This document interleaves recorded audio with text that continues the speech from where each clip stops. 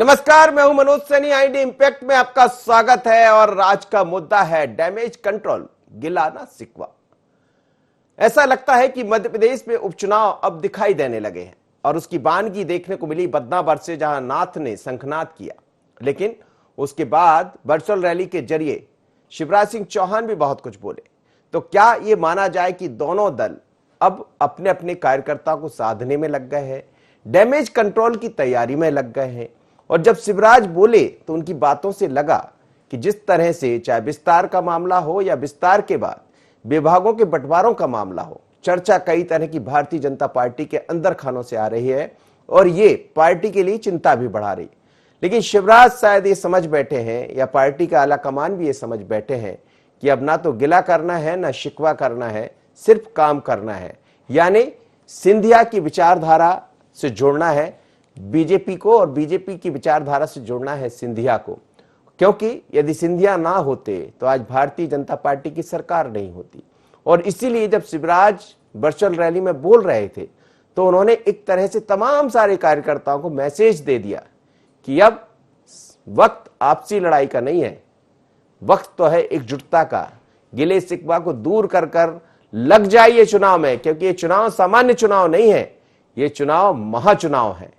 और इसी तरह खुद कमलनाथ भी कह दिए कि ना तो कोई टाइगर है ना कोई कुछ है, पता नहीं क्या क्या, मतलब इस तरह से कह के साफ कर दिया कि हमारी नजरों में कोई कुछ नहीं है, जनता ही सब कुछ तय करेगी कि कौन होगा टाइगर और कौन होगा चूहा, कौन होगा बिल्ली, तो समझ आ जाएगा।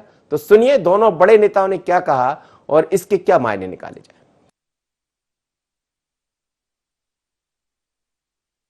चुनाव में व्यक्तिगत नाराजगी, राजी नाराजी, इसकी परवाह मत करना। हमको मासूम बच्चों का भविष्य बनाना है, प्रदेश को विकास के रास्ते पर ले जाना है, करेरा को फिर विकास के पथ पर आगे बढ़ाना है। और ये सब कार्यकर्ता भाई बहनों से भी कहना है, सारे भेदभाव भूल के एक हो जाएं। ये कार्यकर्ता संकल्प लें, कोई भेदभाव नहीं, कोई मतभेद नहीं, नए पुराने सब एक हो जाएं। अगर दरार कहीं हो, दिलों में दूरियां हो तो दूर करें, दोनों बाहें फैला के एक दूसरे का स्वागत करें, प्रेम की गंगा बहाएं। आपने अपनी कमर ठान ली तो फिर से बदनावर का झंडा, कांग्रेस का झंडा मध्य प्रदेश की विधानसभा में लहराएगा। आपने अपनी कमर ठान ली तो फिर से बदनावर का झंडा, कांग्रेस का झंडा मध्य प्रदेश की विधानसभा में लहराएगा। तो आपने देखा कि शिवराज सिंह चौहान ने क्या कहा कि नए हो या पुराने सब मिल जाइए, गले मिल जाइए, गिले शिकवे सब दूर कर दीजिए। और बदनावर पहुंचे कमलनाथ तो उन्होंने कह दिया कि आप यदि ठान लें तो सब ठीक हो जाएगा। लेकिन कमलनाथ यही नहीं रुके, जब महाकाल के दर्शन करे उसके बाद मीडिया से बात किए तो कुछ और भी कह दिया था उन्होंने। ये भी सुनिए, फिर आपको डॉक्टर नरोत्तम मिश्रा भी सुनाएंगे। राजा नहीं हूं मैं टाइगर नहीं हूं, मैं मामा नहीं हूं, मैंने चाय नहीं बेची कभी, मैं कमलनाथ हूं। और मैंने प्रयास किया कि एक नई शुरुआत करें। कौन टाइगर है कौन टाइगर नहीं है, ये मध्य प्रदेश की जनता तय करेगी कि कौन बिल्ली है कौन चूहा है। और कमलनाथ के बयान के बाद मध्य प्रदेश के गृह मंत्री, स्वास्थ्य मंत्री ने क्या कहा? उन्होंने भी कहा कि कोई वो नहीं है, विभाग का वितरण भी हो जाएगा और वो जो कह रहे हैं वो कहना छोड़ दें। क्या कहा, जरा अब नरोत्तम मिश्रा को भी सुन लीजिए। हम कोई कांग्रेस के मुख्यमंत्री की तरह थोड़ी हैं कि कह दें आ जाओ सड़क पे। हम ऐसा नहीं कहेंगे, हम तो पूरी गंभीरता से लेंगे जब भी वो कहेंगे। तो जो भी बात कहेंगे, अकेली यही बात नहीं, वो नेता हैं, बड़े नेता हैं माननीय सिंधिया जी।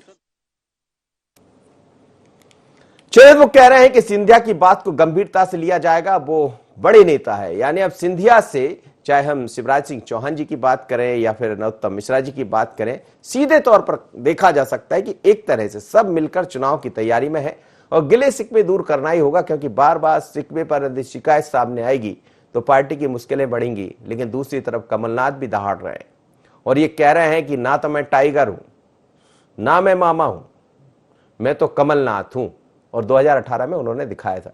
लेकिन इस बार का उपचुनाव बहुत अलग है और इसीलिए गिले शिकवे दूर करना ही होगा बीजेपी को भी, क्योंकि चैलेंज दोनों पार्टियों के सामने। मेरे साथ दुष्यंत जुड़ रहे हैं।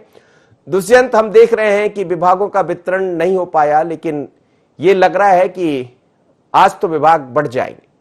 पर विभाग से पहले हमने देखा विस्तार के समय या फिर खुद जो सीनियर लीडर्स रहे हैं भारतीय जनता पार्टी के, उनके बीच में अभी ऐसा दिखाई नहीं दे रहा था कि एकजुटता के साथ काम कर रहे हैं। और शायद इसीलिए शिवराज सिंह चौहान को बोलने की जरूरत पड़ गई मंच से कि अब गिला शिकवा छोड़िए, कोई नया नहीं है, कोई पुराना नहीं है, सब एक हो जाइए। मतलब साफ है कि मिलकर चुनाव लड़ना है।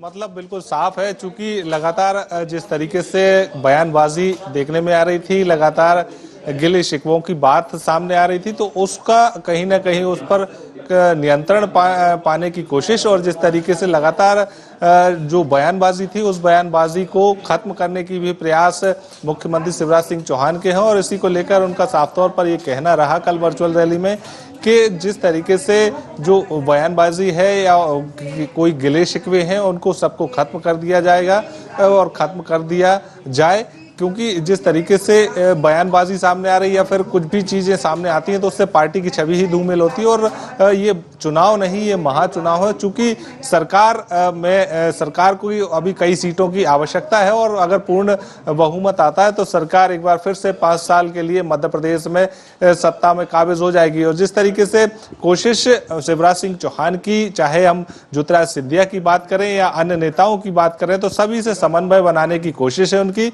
और समन्वय के साथ साथ उनकी बात को भी तवज्जो दी जाए, इस बात पर को लेकर भी विशेष फोकस उनका जो है वो किया जाए, फोकस कर रहे हैं, क्योंकि कार्यकर्ताओं में ये मैसेज ना पहुंचे कि कोई नया या कोई पुराना या फिर कोई वरिष्ठ या कोई कनिष्ठ, तो इस बात से भी उन्होंने साफ तौर पर। लेकिन ये क्या कहेंगे आप? लगातार हम देख रहे हैं कि डॉक्टर नरोत्तम मिश्रा से तमाम सारे मंत्रियों की मुलाकात हो रही है, दूसरी तरफ मंच से शिवराज जी बोल रहे हैं और अभी भी डॉक्टर नरोत्तम मिश्रा यही बोल रहे थे कि हम तो सिंधिया जी को बड़ा गंभीर यानी बड़ा नेता मानते हैं, हमारे बड़े नेता है।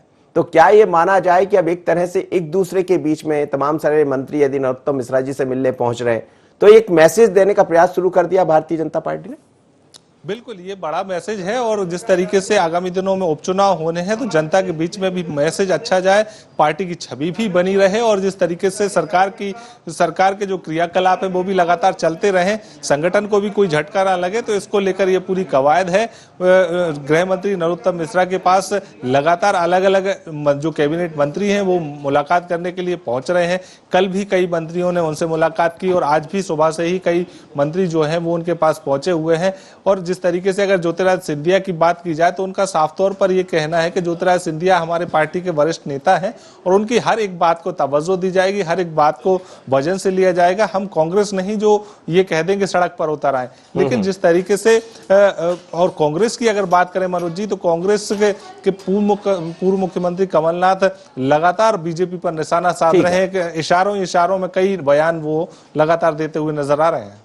चलिए ठीक है, आप बने रहिए मेरे साथ। 2 मेहमान जुड़ रहे हैं इस वक्त, कुणाल चौधरी कांग्रेस के विधायक और मनोज चौधरी वर्तमान में विधायक तो नहीं लेकिन विधायक बनेंगे ऐसा उनका मानना है, क्योंकि भारतीय जनता पार्टी की टिकट पर वो चुनाव लड़ेंगे हटपिपलिया से। तो दोनों मेहमान मेरे साथ जुड़ रहे हैं। मनोज चौधरी जी, क्या कहेंगे, सब मामला सुलझ गया या फिर अभी भी ऐसा लग रहा है कहीं कुछ गड़बड़ है, इसीलिए शिवराज जी को मन से भी बोलना पड़ा है कि क्या नए क्या पुराने सब एक हो जाइए, एकजुटता के साथ आ जाइए, गिले शिकवे दूर कर दीजिए? तो अब कोई गिला शिकवा बचा या सब दूर हो गए?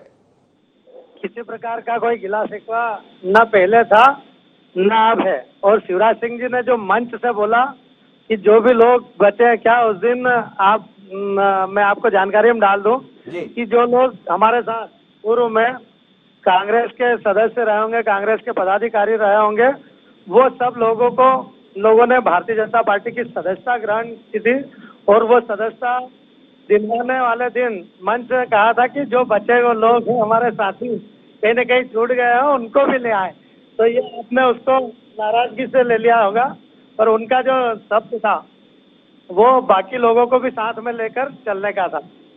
तो क्या सीधे तौर पर अब ये मैसेज है कि अब नहीं चलेगा गिला शिकवा, अब तो सिर्फ काम चलेगा? बिल्कुल काम चलेगा, निश्चित रूप में काम चलेगा और वही अच्छा परिणाम भी देगा। लेकिन आपके सहयोगी दीपक जोशी तो कह रहे हैं कि जिला बना दीजिए, नहीं तो फिर नाराज हो जाएंगे। जिला वाला जो मामला है वो दूसरी विधानसभा का है। हमारा हाटपिपलिया विधानसभा क्षेत्र देवास जिले के अंदर जी जी और इसमें हाटपिपलिया विधानसभा में कोई जिला बनाने की मांग नहीं है, मांग दूसरी जगह की है। लेकिन दूसरी जगह की जिला बनाकर मांग पूरी करवा कर क्या उनको शांत कर दिया जाएगा? अब ये ऊपर शीर्ष नेतृत्व का निर्णय, क्योंकि जैसे अलग अलग जिले में कन्नौज, खातेगांव और बागली दोनों अलग अलग विधानसभाएं जहाँ से मांग उठती है। अब जो शीर्ष नेतृत्व करे ये उनका निर्णय होगा। चलिए, कुणाल चौधरी मेरे साथ जुड़े। कुणाल जी, बार बार कमलनाथ जी भी ये कह रहे हैं कि ना तो मैं टाइगर हूं ना मैं मामा हूं, मैं तो कमलनाथ हूं, और दूसरी तरफ शिवराज जी ये कह रहे हैं कि एक हो जाइए, ना कोई गिला है ना कोई शिकवा है। देखिए, पहली बात तो बड़े दुर्भाग्य की बात है इस प्रदेश के लिए कि कहीं ना कहीं जिन मुद्दों पे चर्चा होना चाहिए, टाइगर जिंदा रहे, टाइगर मर जाए, पिंजरे में रहे, कहीं जंगल में पड़ा रहे, उस टाइगर से कोई काम नहीं है। मध्य प्रदेश की जनता के लिए क्या होगा, क्या इस कोरोना जैसी महामारी के अंदर हमारी क्या रणनीति है? 100 दिन बाद मंत्रिमंडल बनता है, उसके बाद विभाग बंट नहीं पाते हैं। मध्य प्रदेश में बेरोजगारों की संख्या, आप बेरोजगारी दर देखे बढ़ती जाती है। मध्य प्रदेश के अंदर जिस प्रकार का वित्त मंत्री ने वित्त की क्या स्थिति है सामने सत्र आ रहा है, आर्थिक परेशानियां क्या है, रोजगार की परेशानियां क्या है, लगातार लोगों को हम नौकरियों से निकाल रहे हैं, पर अंत आत्ममुग्धता के साथ भारतीय जनता पार्टी की सरकार टाइगर, जानवर और इंसान, जो इंसान योनि में है वो जानवरों में जाने की कोशिश कर रहे हैं। पर जो मूल मुद्दे हैं कि आपने देश के लोकतंत्र को जो कहीं ना कहीं खरीद के और जिस प्रकार से बैसाखियों के सहारे सरकार बनाई, और दुर्भाग्य है कि इतने 206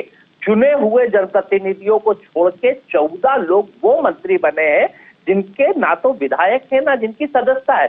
ये हिंदुस्तान के इतिहास का लोकतंत्र में आपने किस तरह के दरवाजे खोले? कल से कोई बड़ा व्यापारी आएगा, बोलेगा 50 करोड़ में देता हूं, मुझे 6 महीने के लिए मंत्री बना दीजिए।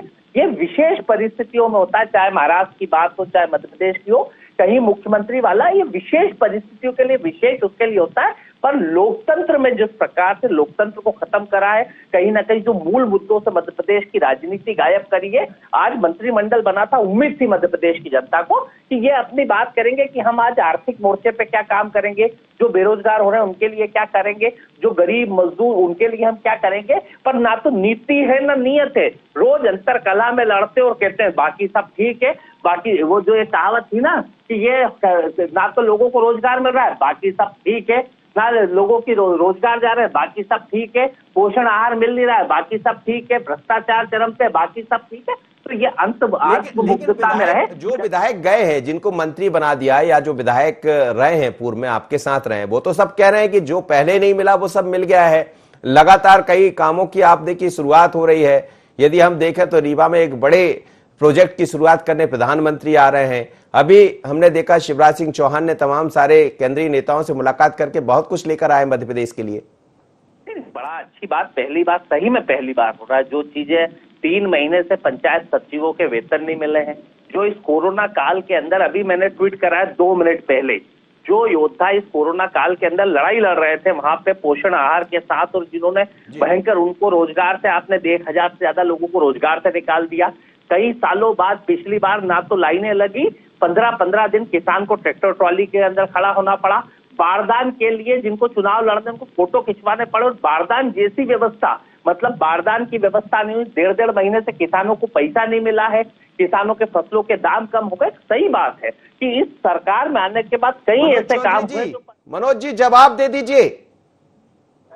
मैं ये कहना चाहता हूँ हमारे भाई से, अध्यक्ष महोदय से, कि हमने 1.25 साल में रोजगार की बात अगर की थी तो रोजगार के लिए हमने कौन से कदम उठा लिए थे उस समय इस सरकार ने। दूसरी बात, अगर 14 मंत्रियों की बात करें कि वो उनकी बिना सदस्यता के ये मंत्री बने हैं, तो उस समय क्या मुख्यमंत्री की सदस्यता थी? क्या उस समय मुख्यमंत्री तो बने थे? उस समय उनकी सदस्यता ठीक है, तब आप अपना इल्जाम लगाने से पहले हम ये समझ लें। बाकी बात करते हैं हम किसानों की।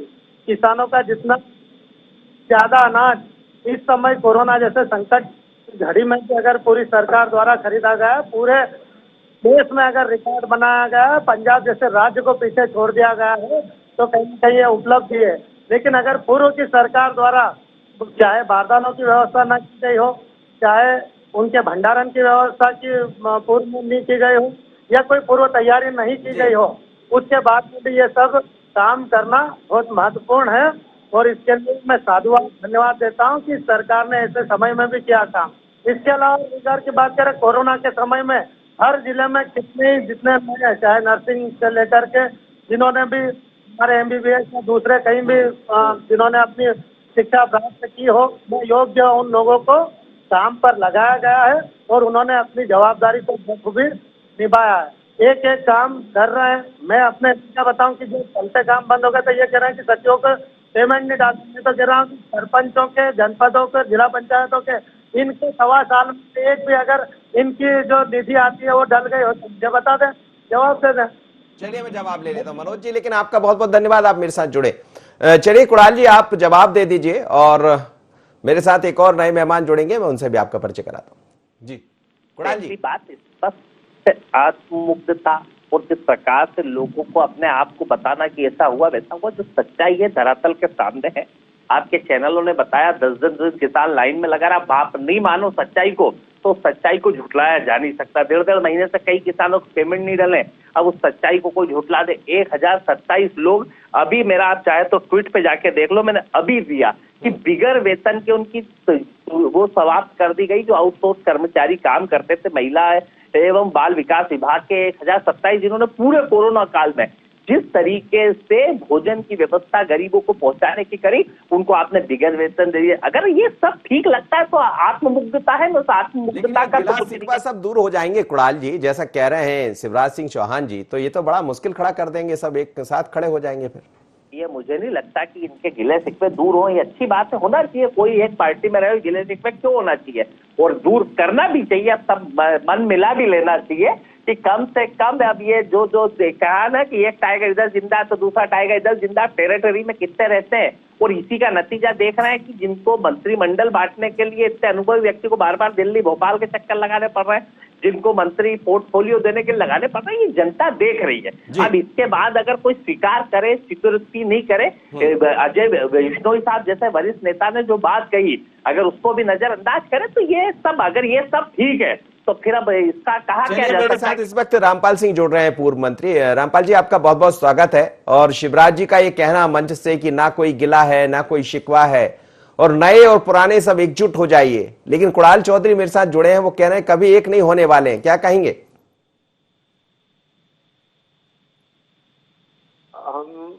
मैं ये कहना चाहूंगा कि सब स्पष्ट है, कहने की क्या जरूरत है। डैमेज है नहीं, कंट्रोल की जरूरत। डैमेज कांग्रेस की स्थिति इस तरह आशापद हुई है मध्य प्रदेश में, तो उसको दबाने के लिए कुछ भी कह सकते हैं, लेकिन पूरे प्रदेश और देश ने देखा है 15 महीने में क्या किया, कितने लड़ाई झगड़े हुए, कितने तबादले हुए, क्या क्या नहीं हुआ मध्य प्रदेश में। उसका परिणाम है कि जो अच्छे लोग थे उनको उनके काम नहीं हो रहे थे, विकास वादा पूरा नहीं कर रहे थे, तो उनकी लड़ाई हुई आपस। उसका परिणाम है कि हमारे साथ आए, हमने सम्मान दिया और हम सब एकजुट होकर आगे बढ़ रहे हैं, मध्य प्रदेश का विकास कर रहे हैं। संबल योजना बंद कर दी थी, किसानों के कर्जे माफी के प्रमाण पत्र ने बांटे हैं, वह बैंक वसूल कर दिए, ब्याज बढ़ गया। कितना धोखा किसानों के साथ किया। लेकिन शिवराज जी का ये कहना कि सब एक हो जाइए, ना कोई नया ना कोई पुराना, गिले शिकवे दूर कर दीजिए, तो क्या शिकवा और गिले अभी चल रहे थे अंदर? दिखाई तो दे रहा है मंत्रिमंडल के विस्तार में देरी, विभागों के बांटने में देरी। गंभीरता से हर चीज पे विचार करके निर्णय लिए जा रहे हैं, ये बहुत अच्छा है, बहुत बड़ी अच्छाई है और बहुत अच्छी बात है। ये बहुत अच्छा लक्षण है और इससे अच्छे लाभ आगे चल के मिलेंगे। तो ये माना जाए कि सारे गिले शिकवे दूर हो गए। बिल्कुल निश्चित रूप से गिले शिकवे पहले थे ही नहीं तो है, जब है नहीं है तो दूर कैसे होंगे। पहले ही उनको पूरा ऐसा कोई विषय नहीं छोड़ा जा रहा जिसमें कोई गिले शिकवे हो, इसलिए तो विचार मंथन करके और ये निर्णय लिए जाते हैं संगठन की तरफ से, सत्ता संगठन सभी लोगों से चर्चा करके निर्णय लेने से ये फायदा होता है कि गिला शिकवे फिर बढ़ते। चलिए कुणाल जी।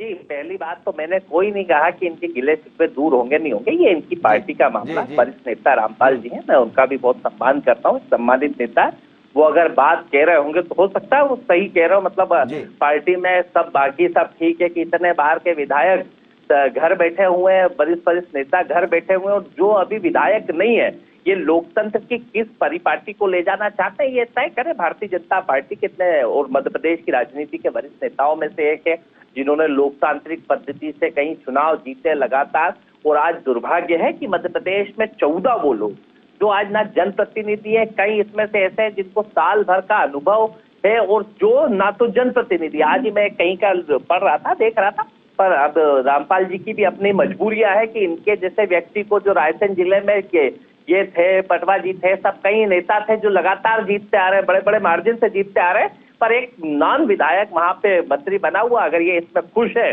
तो मुझे इसमें कोई दिक्कत नहीं। इनकी पार्टी का अंदरूनी मामला, मेरा तो स्पष्ट है कि कौन टाइगर जिंदा रहे मर जाए पिंजरे में रहे उससे हमें कोई फर्क नहीं। जनता को आप क्या देना चाहते हैं, क्या आपका विजन है, क्या आपने पोर्टफोलियो देखे किस तरीके से मध्य प्रदेश की जनता की काम करेंगे, इसके ऊपर विचार करते, इसके ऊपर बात करते तो होता।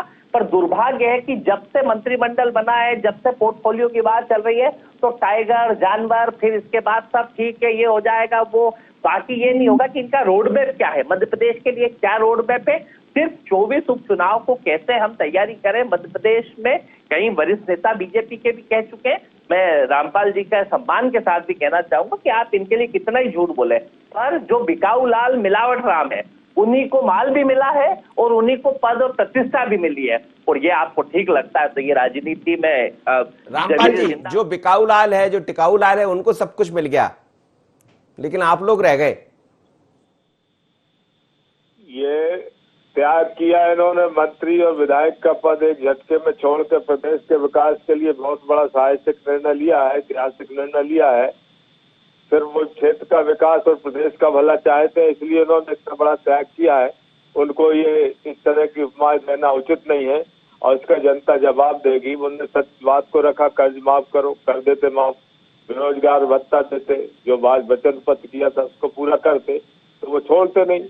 उन्होंने बात देखा कि आगे चल के अब जनता में जा नहीं पाएंगे और जन भावना का आदर करते हुए उन्होंने बहुत बड़ा त्याग किया है और इस तरह उनका सम्मान बढ़ रहा है। लेकिन ये माना जाए कि विभाग बढ़ जाएंगे बिना किसी विवाद के? बटेंगे बिना विवाद की कोई स्थिति नहीं आएगी, इसलिए पूरा विचार विमर्श करके ही किया जाएगा, कर रहे हैं हमारे माननीय मुख्यमंत्री जी, संगठन सब। वर्कआउट कंप्लीट हो गया करके ही निर्णय किया जाएंगे। वर्कआउट कहा था मुख्यमंत्री जी ने कि वर्कआउट चल रहा है, तो वर्कआउट पूरा हो गया है क्या? अब ये माननीय मुख्यमंत्री जी का विषय है, उन्होंने कहा था, वो तो कर रहे हैं, वो मेहनत कर रहे हैं। जहाँ चर्चा करना चाहिए उस चर्चा को वो कर रहे हैं और उसको करेंगे, तुरंत करेंगे। चलिए, बहुत बहुत धन्यवाद आप दोनों मेहमानों का, और साथ ही मनोज चौधरी मेरे साथ जुड़े थे। मनोज जी आपका भी धन्यवाद, और कुणाल जी और रामपाल जी। लेकिन मध्य प्रदेश में अब बारी उपचुनाव की है और उपचुनाव को लेकर दोनों ही बड़े नेता, चाहे हम शिवराज सिंह चौहान की बात करें, कमलनाथ की बात करें या फिर ज्योतिरादित्य सिंधिया की, सभी कोई वर्चुअल रैली के जरिए सामने आ रहा तो कोई एक्चुअल रैली के जरिए सामने आ रहा। और शिवराज जी ने कहा भी कि ये तो अभी वर्चुअल है, एक्चुअल भी होगी और आपके सामने भी आऊंगा। लेकिन पार्टी के अंदर जो कुछ दिखाई दे रहा है उससे हल्की हल्की धड़कनें बढ़ी हुई बीजेपी, और इसीलिए शिवराज जी को आकर ये कहना पड़ा है कि गिले शिकवा शिकायत सब छोड़ दीजिए, एक मंच पर आ जाइए, कोई नया नहीं कोई पुराना नहीं, सिर्फ ये कहिए कि सब भारतीय जनता पार्टी के हैं। पर यह कहना क्या आसान होगा, क्योंकि कमलनाथ की नजर भी है। इतना ही, मुझे दीजिए इजाजत, बने रहिए IND 24 पर।